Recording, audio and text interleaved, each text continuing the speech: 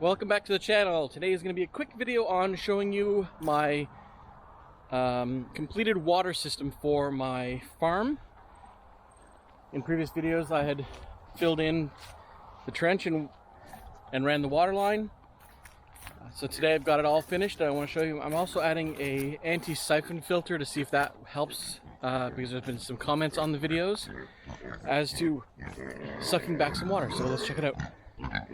Hi pigs. Hi chicks. Hi chicks. Alright, so there's the water system set up. The hydrant has water coming up through here. I then have a small leader hose that runs to a manifold at the back that has arrived and I've installed it.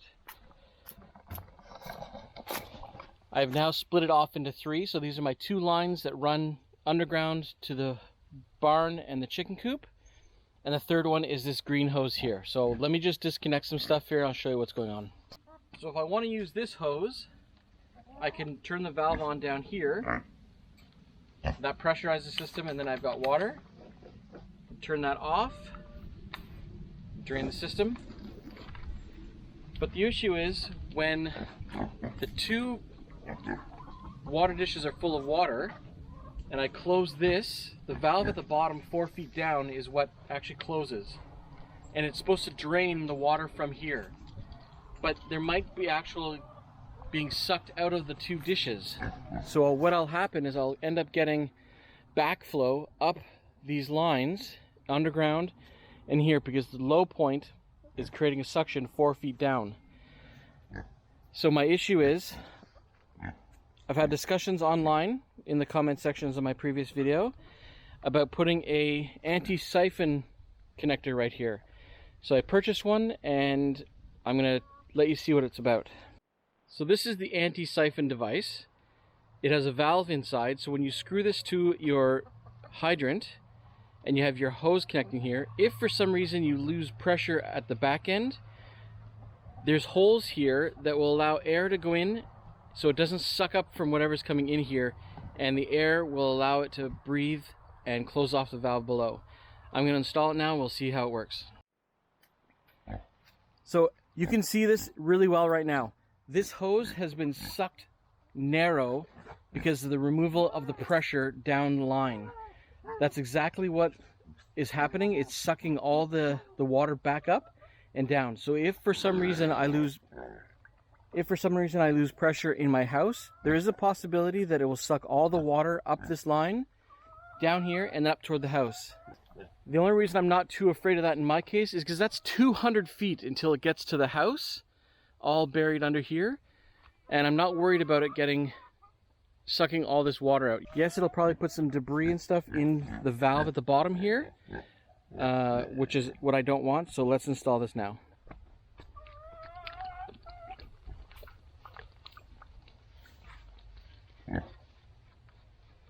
The way this installs is it has a set screw so you can tighten it so it won't come loose. Hey, quit it.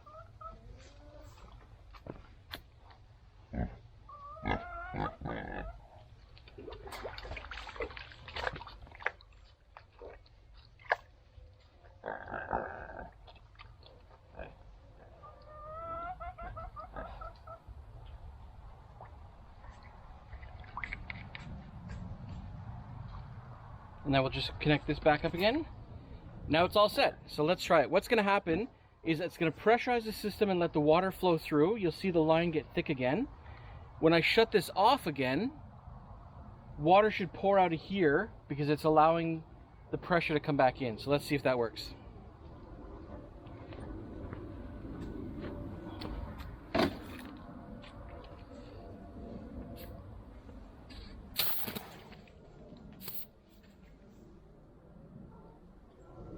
So there we go. It's now pressurized. And if I turn it off, there you go. So the water does come out.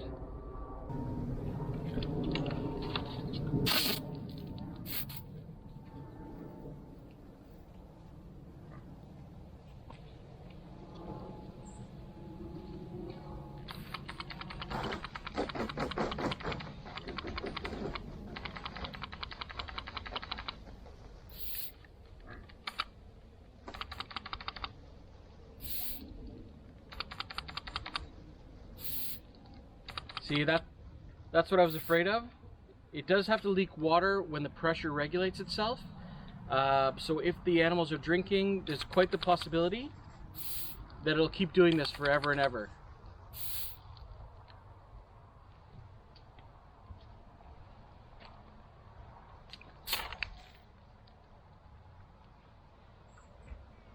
So while I agree that sometimes a anti-siphon device is good in some cases, in this case, it's not. So I'm taking this off because it's not doing what I need it to do. So in my case, I'm just going to run with the way I had it.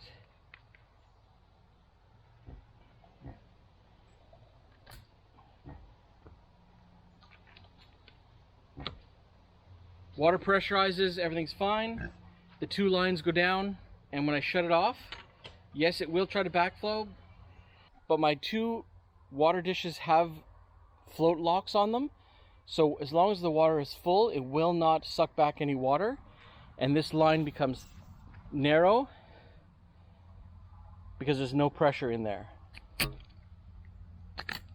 So I'm happy with the way that is. The other thing that I have, my manifold, so here's the line coming in. I have 3 manifolds, 2 for the barn and coop and 1 for the green hose, but they also have control valves. So if I need to, I could just turn these off first, and then I'll have backflow prevention as well. What's nice about these is I also have extensions, so I could add more lines if I need to on the sides. So I'm really happy with that setup, and we'll see how that goes. And I just had a leak in my line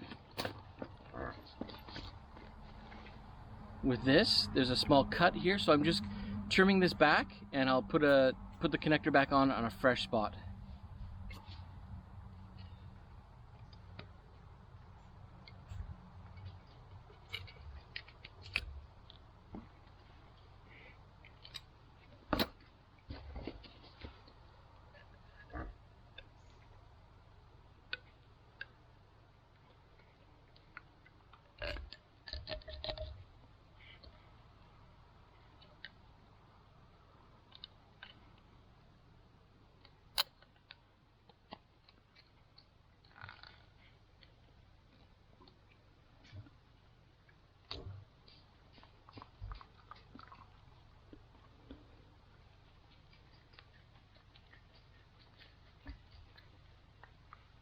There we go.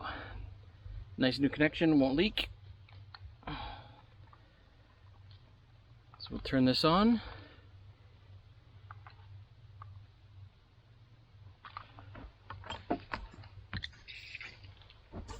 There we go. Actually, I put that on crooked, so we're going to do that again.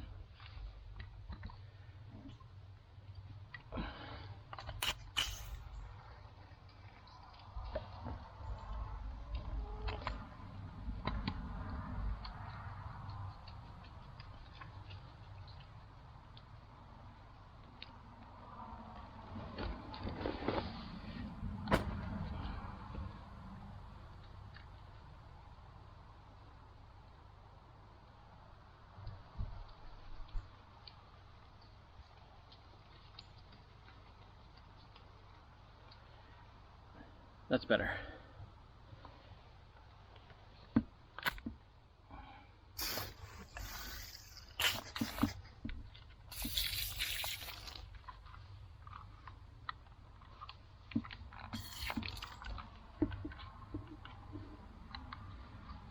So that's nice and done. This has been up and running for about a week now. I have no leaks in my systems at all. There was a small leak here, down this one, and I do have a small leak on the top of this. So the only way to fix that is to replace this hose, because this connection here is failed. But none of my other joints have leaks on them there or over here. So I'm very happy with that setup. So that's my quick overview of the Anti-Siphon spigot. Not a fan of it here. I don't think I'll have a problem not using it. Might be good for people who have it on the outside of their houses that go directly in the system, but mine's 200 feet away, and I'm not happy with how it spritzes water out every time you turn it on or off, or when it gets used. So if the pigs are drinking at the same time, it will create a draw, and then it'll spritz, and then it'll spritz when it stops. So I'm not going to have that down here at the farm. So let me know in the comments what you guys use your anti-siphon filters for, if you have any luck with them. I know I have some around my property at the house, but I'm not using one down here. So thanks very much for watching, and if you like this content, please like and subscribe, and we'll see you in the next one.